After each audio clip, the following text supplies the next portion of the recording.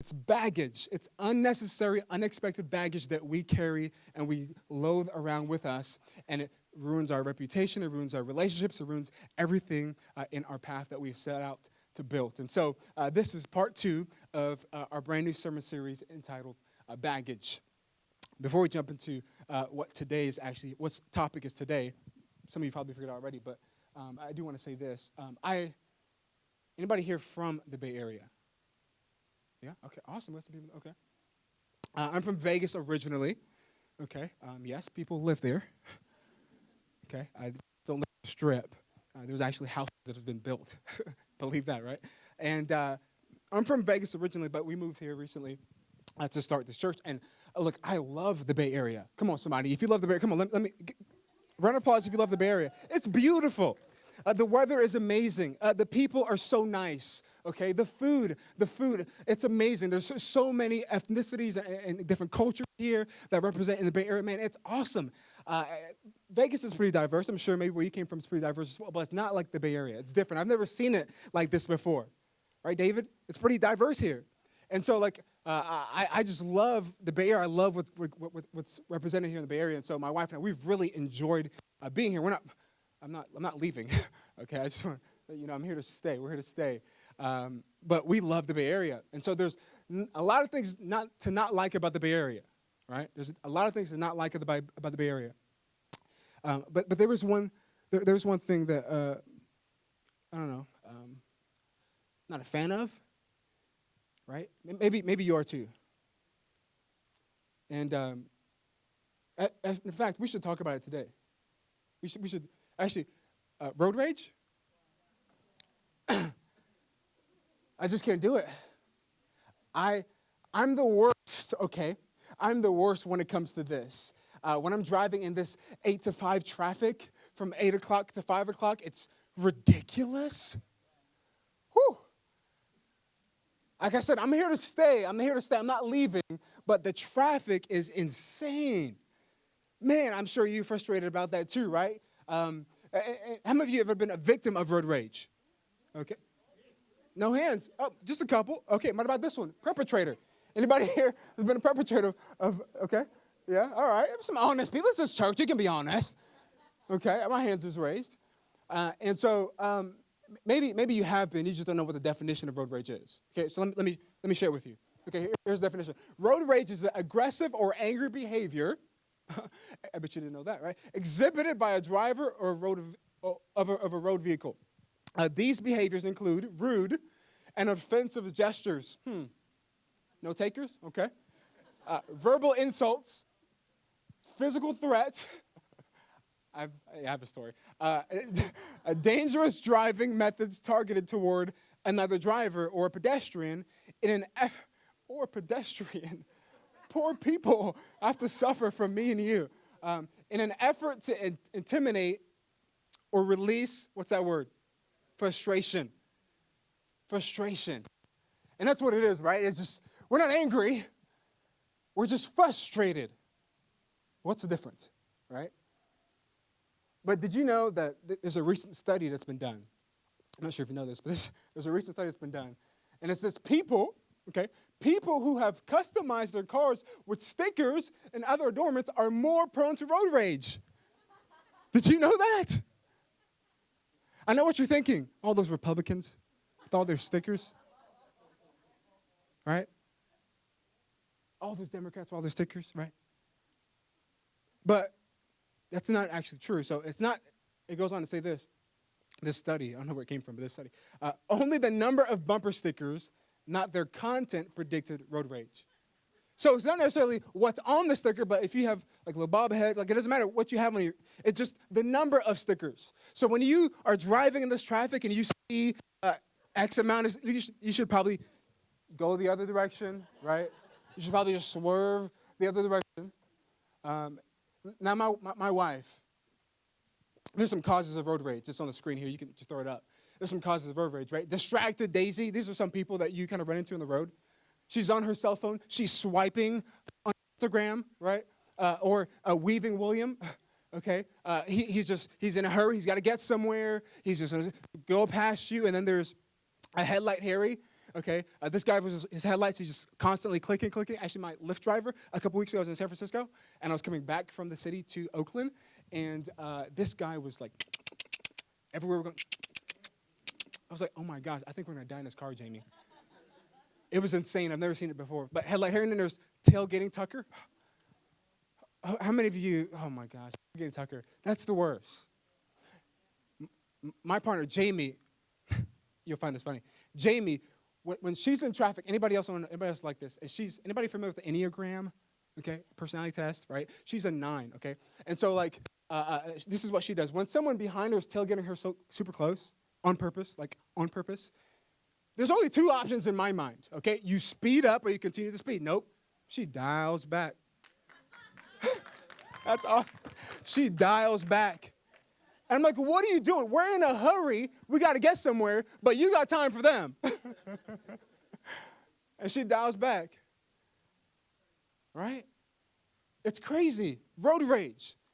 And you and I, what we say is this. Look, we're not angry. We're just frustrated. We're just frustrated. And what oftentimes happens is this, is that the frustration, this is what frustration is, right? Because anger sounds too aggressive, and we're really delicate in our culture, right? We're not just delicate, but we're sophisticated. So we're not angry, we're just frustrated. And so what we say is, it's out there, it's not in here. Okay, it's what they're doing. It's what those people are doing. It's how he's driving, how she's driving. She's always on her phone. He's always swiping. Look, it's their fault. It's what's out there, not in here. And so we label it as frustration. But I'm here to tell you today that the emotion that we're talking about is anger. And anger, it's on the screen. Anger is a result of not getting what you want. That's what anger is. Anger is the result of not getting what you want. As we talked about next 3 weeks, right, what's going to happen is that all of these emotions center around this one topic that ties everybody together. It's this. It's a debt-debtor relationship, right? Anger says, you owe me. That's what it says. Guilt says, I owe you. So because I'm guilty, I feel like I have to pay you back. I have to do something, some type of restitution to pay you back. But anger says, no. It's on the other side. It says, you owe me. What you've done, I deserve to be paid back. You stole my reputation. You stole my innocence. You stole my husband. You stole my Philip, right? And what happens is that we say, no. You owe me. And what happens is when our emotions take control, things get out of control. When our emotions take control, things oftentimes get out of control. And anger is a result of you not getting what you want. And it says, you owe me. So I'm going to hold you hostage until you pay back what you owe. And so as a result, I'm going to keep it here. I'm just going to pet it until you pay back what I deserve.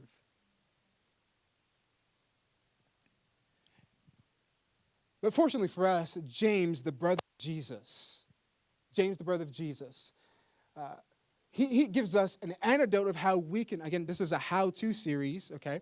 He gives us an antidote of how we can release ourselves from the baggage of anger, how we can let go of anger, how we can put it down and we can walk away from it. He gives us an antidote of how we can be released from our baggage of anger.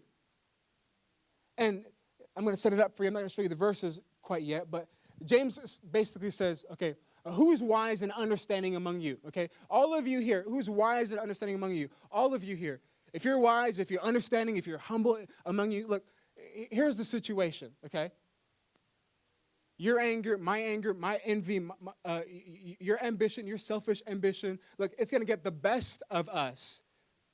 And he says there's only 2 ways you can go here. You can be prideful or you can go towards a humility. So he sets it up and he gets to this point. So he says, who's here is wise? Who's wise among you? And this is what he says. He jumps in and gets his point. That's why he says this. What causes fights? Welcome to church. What causes fights? What causes fights? He says, all right, look, I've already told you what causes fights, okay? So look, when you're angry, when I'm angry, when you're frustrated at somebody else, okay, what happens is that you need to develop some humility. Humility then helps us transform and lead us to the way how the world works, right? Because anger doesn't make any sense. Anger doesn't make any sense. Arrogance doesn't make any sense. And he says, look, if you're humble, it leads you to an understanding of how the world actually works. He says, so embrace that. And he says, so what causes fights? And what causes quarrels among you? What causes fights and quarrels among you? He's trying to get to the point here. He's trying to get us to find out what the root is. The root of what causes fights. The root of what causes quarrel. He says, what causes fights? What causes quarrels among you?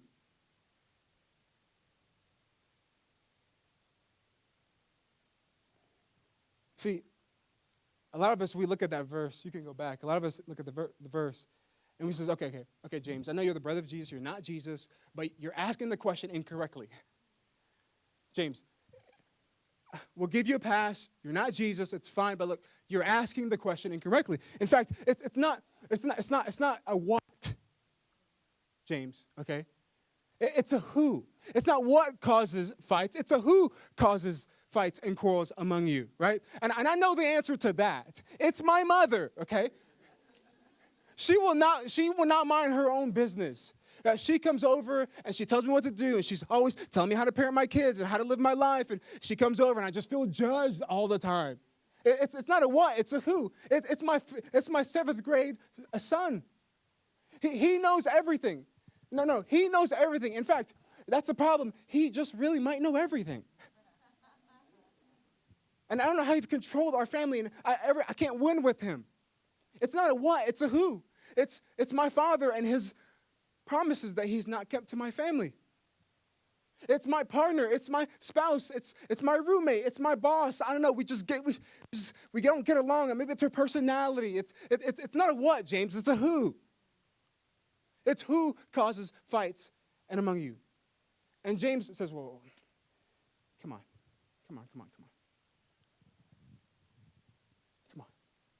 Who's wise and understanding among you? He says, don't they come from your desires that battle within you? Don't they come from your desires that battle within you? To which we would say, no, they don't. Have you met my mom? Have you talked to my 5th grade son? You need to go meet my boss. You need to go talk to my spouse. I mean, before she moved in, like, she was fine, but all of a sudden now, James says, come on. Who's wise? Who's understanding? Who's humble among you? Because the source of fights, the source of quarrels, the source of our anger, the source of our frustrations, right? They come from among you, from inside of you. They don't come from with his or her inability to see the world the way you see it, right? Oftentimes, that's the way that, even though that's how we see it. No, your frustrations don't come from his or inability to see the world the way you see it. It comes from inside of you. And James says, look. I think the way we struggle, right? Because you don't see things the way I see it. That's what we say sometimes, right? See, the reason why we're struggling, the reason why we're angry, the reason why we have conflict, the reason why we have quarrels is because you just don't see the things the way I see it. And if you could see it my way, which, of course, my way is the right way, then we'll get along. Like, everything else will be fine. Like, our family's going to be okay. We're not going to argue as much. We're going to not have much frustrations. Because you don't see things my way. James is saying, look, I don't think you understand. The root The root, as long as you actually, I gotta get this. The root, as long as you think the source is out there, you're never, okay? As long as you think the source is out there, you're never gonna find the real problem that's actually in here. And you're actually gonna feed something dangerous and self-sabotaging in here. As long as you think that it's out there.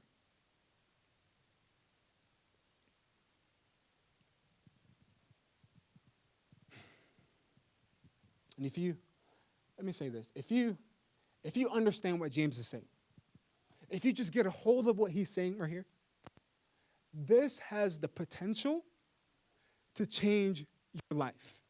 That's not a hyperbole, I promise. This has the potential to change your marriage. This has the potential to change your relationships. This has the potential to change your relationship with your coworkers or with the people that you work with and the people that you live with.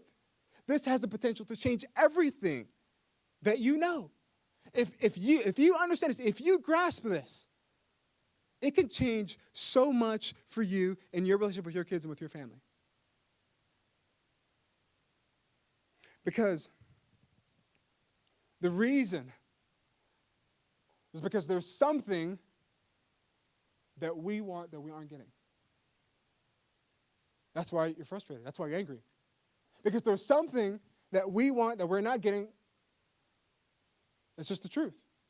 Think about it. Every argument you've ever had, every conflict you've ever had, every disagreement, every frustration, every quarrel, think about it. It can go back to this very statement. It's because you didn't get what you want. Because you didn't get what you deserve. I mean, after all, who doesn't want what they deserve? And so you're frustrated and you're angry. Right? I want respect from her. She's not giving me respect. I want respect from her.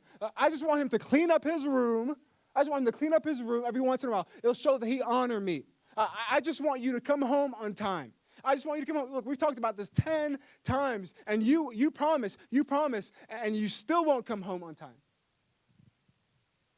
I just want you to give me credit for my ideas. I just want credit for my ideas. I just want to be valued in the company. I just want a raise. Okay, look, so-and-so's been here for 6 months. Look, she's got a raise. He's got a raise. Look, I've been here for so long, and I just want a raise. I just want to feel value. And I know what you would say, because you would say what I would say. But I earned it. Right? Right. You earned it. And you're not getting what you earned, right? Yeah, well, yeah. And so, because you're not getting what you earned, you're not getting what you want. But they promised. They promised. And they're not keeping up their promise. Right. And you want them to keep their promise. Right. Yeah, I want them to keep their promise. Yeah, and they're not keeping their promise, so you're not getting what you want. But what they did, it wasn't just. It wasn't right. Anybody who hears my side of the story will know what they did wasn't even fair. Right. I know. What they did wasn't fair. And you want to do what's fair, right? And you're not getting what's fair, so you're not getting what you want.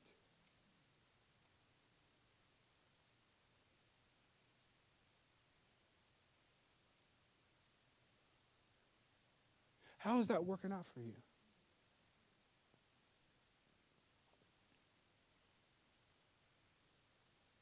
Because the wise and understanding person, once you get this, arrogance doesn't make any sense. Look, how many of you have ever been to a restaurant before? And they didn't have your reservation that you reserved, right? What was the point of reservation, okay? Or you went to pick up a car from Enterprise, okay? You're on a vacation, and bless God, it's going to be an awesome vacation. We're going to have a great time, and you're there to pick up your reservation, and they tell you, you have to wait for 2 hours until you get your reservation. What was the point of a reservation?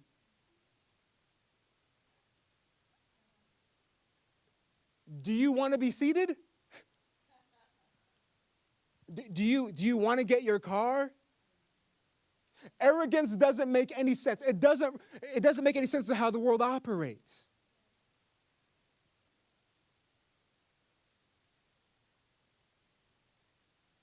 So how's that working out? And James goes on to say, look, he says this. You desire, but do not have, so you kill. You desire, but do not have. Okay, so you're thinking, well, okay, that's got to be hyperbole. Well, it is, but it isn't. His point is this. Look, if you can't recognize, if you can't understand, if you can't see that the problem, the frustration, right, the source of the problem, the source of the frustration is in here and not out there, you will carry the potential. You will carry the potential to take things, to do things to an unhealthy extreme. He says, you take it to an unhealthy extreme to the point that, look, the very thing that you don't want to do is inside of you, right? That's what leads to murder.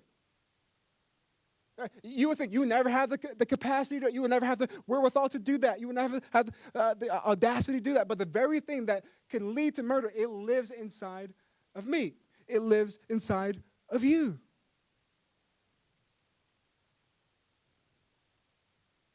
And we are not getting what we want. So it leads to an unhealthy extreme.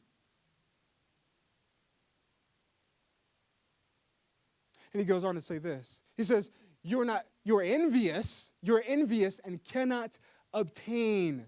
So you fight and quarrel.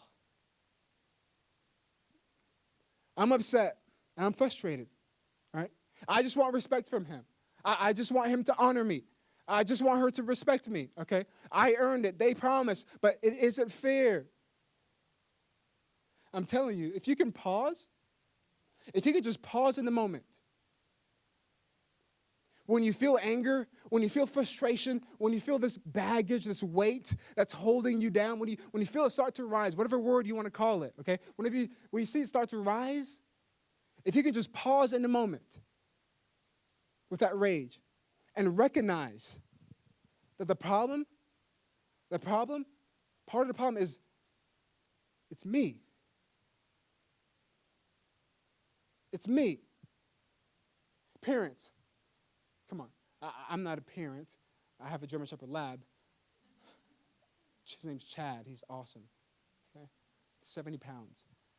But parents, those of you who are parents, this should be so obvious to you, right? Especially if you, at any point of your life, have two kids, right? Because you have one hand on the wheel, and you're reaching back somewhere back there, and there's two kids that are running around that want something from each other. They're trying to, and you don't care what they want. Look, I'm not the judge, I'm just the jury, and you're both guilty. And you get to your side, and that's all that matters, right? This should be so obvious to us. Because the problem is not the situation at hand. The problem is that there's two people in the back seat that is not getting what they want. And our Heavenly Father looks at us and says, look, you see why I want you to call me Heavenly Father? Because sometimes we still act like children. And when you don't get what you want,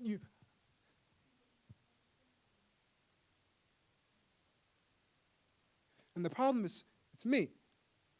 I'm telling you, the moment you begin to embrace this as a lifestyle, as a part of your values, the moment you begin to embrace this, look, the temperature goes down in your house. The temperature goes down in your workplace. The temperature goes down in your relationships, in your places of influence. The temperature goes down. The moment you begin to embrace this.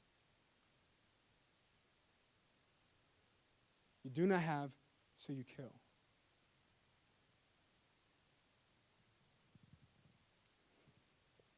You are envious and cannot obtain, so you fight. You argue.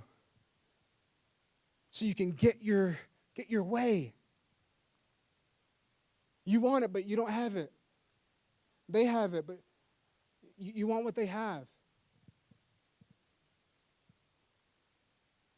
Everybody has one, but you don't have one. Everybody's got one, but you haven't gotten one yet. Everybody's driving one, but you're not driving one yet. You can't get from her because, you can't get from him because, and what's causing this? What's causing this? You see, it's not like, again, what you, if I shake what's in here, something's going to come out. Because what's in there, it's what's coming out. And you can't say, well, no, if you just don't shake what's in here, nothing. No. If I shake, that's what's going to come out. And what's in will eventually come out. And it spills into everything that we know, into every person that we love. And it's weighing us down.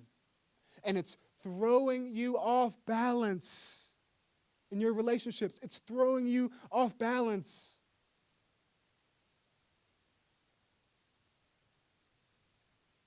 Because you cannot obtain it. So you, everything can be boiled down to this one thing. I'm not getting what I want. That's it. I'm not getting what I want. You know, I'm going to suggest something that we practice as an exercise when you go home, when you go to hang out with your mom, when she comes over, okay? When you're playing ball or whatever it is, I'm going to give you a practice. I want you, this is a how-to series. And I want you to practice something when you go home in the car. Look, some of you have an opportunity to practice before you leave here, okay? You will. It's just a reality. So I want you to practice something. Jamie and I, we're practicing this. I want you to incorporate. So this is what I want you to say. You know what the problem is? You know what part of the problem is? Don't you? You know what part of the problem is? Don't you? Look, I'm not getting what I want. There's no comeback to that. All right? If you're at work and you practice that, look, just stop right there. Just say, look, you know what part of the problem is? I'm not getting what I want. There's no comeback. So when you're at home, practice this. When you're in the car, practice this. I'm not getting what I want. So Jamie and I, we're going to practice this. Look, so we just send each other to your rooms. Right? If there's a friend here that you've brought with you, or there's a loved one, maybe you have roommates, you have a spouse, you have a partner that live with you. Look, just practice this at home. You know what the problem is, don't you? I'm not getting what I want. And then send each other to each other's rooms. And I send myself to my room, and you send yourself to your room. And then after we collect our cool, we come back and we have a conversation. So I want us to say this together. All right? The first time, we're just going to read it. And then the second time, we're going to do it with some attitude. You ready? You know what part of the problem? Oh, come on, that was pathetic. Stop. All right, let's try everybody again. Let's try that again, okay? You know what part of the problem is, don't you? I'm not getting what I want. It's true. It's true. It's not the entire problem. It's not the whole problem, but it is part of the problem. And what happens is, oftentimes what happens is that if we feel like it's not just me, it's this person. If we continue to look out there, you're going to be tempted, okay? This is just true. I want you to lean in and don't miss this. You're going to be tempted to think, look, because they're not owning their part of the problem, then I'm not going to own my part of the problem. And because they're not owning their part of the problem, then you have the right to have an excuse to not be you.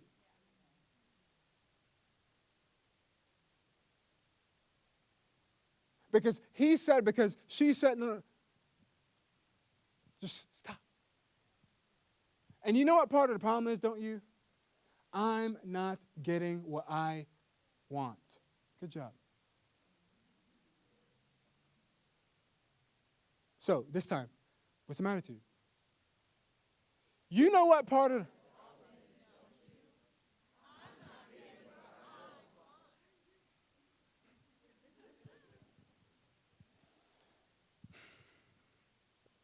I'm telling you, you practice this, it's going to change your life. It's not the entire problem, but it is part of the problem. And you got to own your piece of the argument pie, okay? You got to own your piece of the argument pie. And then you come together. Because this has the potential to change your relationships. So let me ask you this question. This is not a James question. This is just a me question. The question is this, okay? What is your relationship with anger? It's kind of a weird question, but what is your relationship with anger? What if I were to ask your friends? What if I ask the person closest to you, okay? What if you were to, I give you permission right now. You can text someone closest to you. You can text them right now. Hey, am I an angry person? Don't ask the person that you didn't come with that's sitting next to you, because they're probably going to leave, okay? But you can text them right now. Hey, am I an angry person? And if you see, or you can ask the person that you did come with right now, am I an angry person? And you can have something creative to talk about on the way back home. And if they hesitate, or if you see bubbles on your iPhone, chances are they're probably afraid to answer. Why are they afraid? I don't know. You should ask them that too. Because that's part of the problem. What would they say? What your relationship? What would they say? The person closest to you. What would they say about that? Come on. Wise and understanding among you. Who is that? Who is that? What would they say? What would they say? And there's only one antidote. There's only one antidote to frustration or anger. You know what it is? It's forgiveness. And forgiveness is the decision to cancel a debt. That's what it is.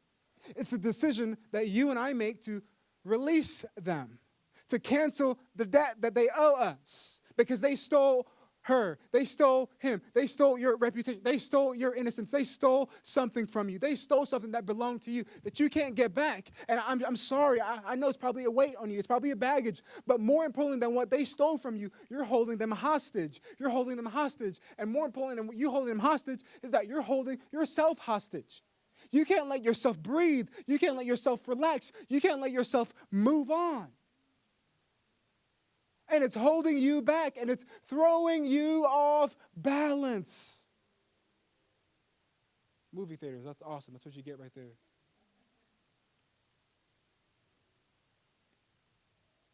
For you, maybe it's in one particular relationship of yours.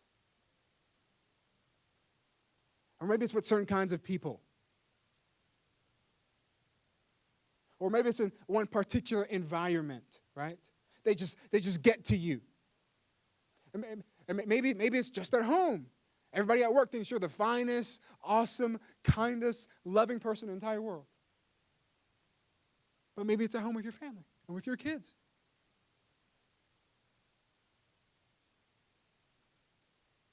Forgiveness is the decision to cancel a debt, to let it go.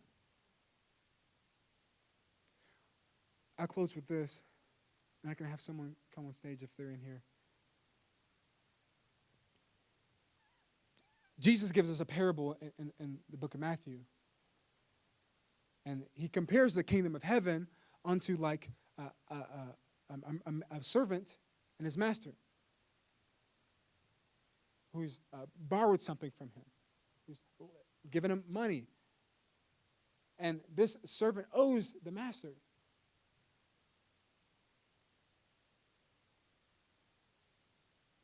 It's about 100 coins. It's essentially worth a year's wages. It's an astronomical amount of money. In fact, the people that he's sharing the story with, they have no idea. Like, they have never seen, like, they can never imagine that kind of money before. They've never even seen that kind of money before. And so they wouldn't know what he's talking about. That's huge. But Jesus says that he canceled this man's debt. And this is where the story picks up. It says, next slide, please. It says, the servant's master took pity on him, and he canceled the debt. Someone say cancel the debt. And let him go.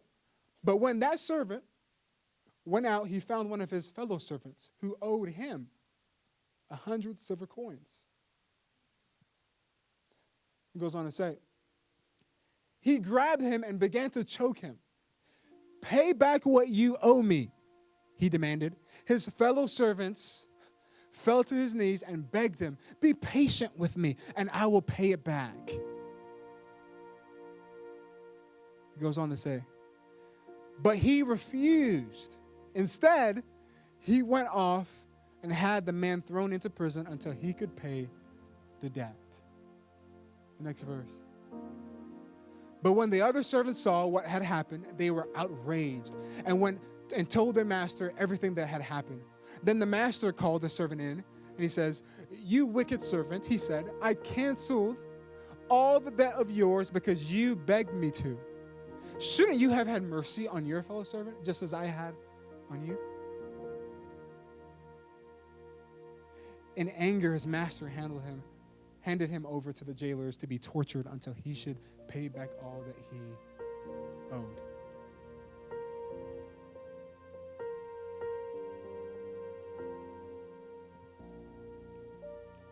You see, Jesus wants us to understand this. To whom much, don't miss this, don't miss this. To whom much has been forgiven, much should forgive. To whom much has been forgiven should forgive much.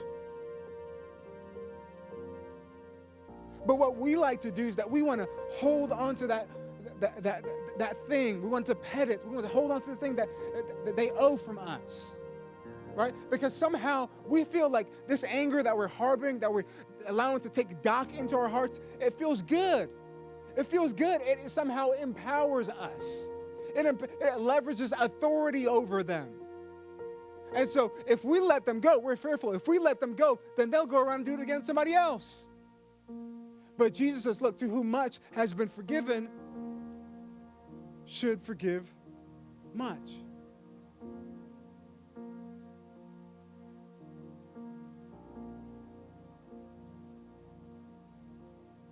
What is the debt that you're holding inside right now? Come on. Come on, wise and understanding people. Right? What is it right now that you're holding inside, that you're kind of petting? Because it feels good, because it empowers you. Because it makes you leverage something over them. What is it that you're holding on to right now inside? Right? Is it with a friend? Is it with a loved one? Is it with a family member? Is it with a best friend? Is it with someone that hurt you in your past? That they can't pay it back? That's what oftentimes happens. They can't never pay it back, but we're still holding on to it, waiting for them to pay back and give up. What is it that you're holding on to?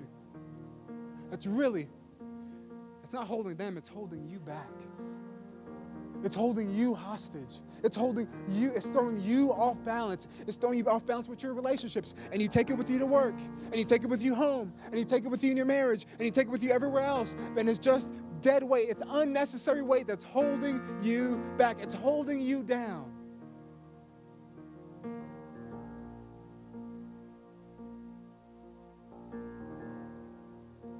You see, in the shadow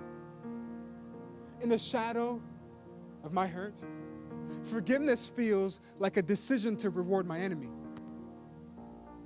But in the shadow of the cross, forgiveness is merely a gift from one undeserving soul to another.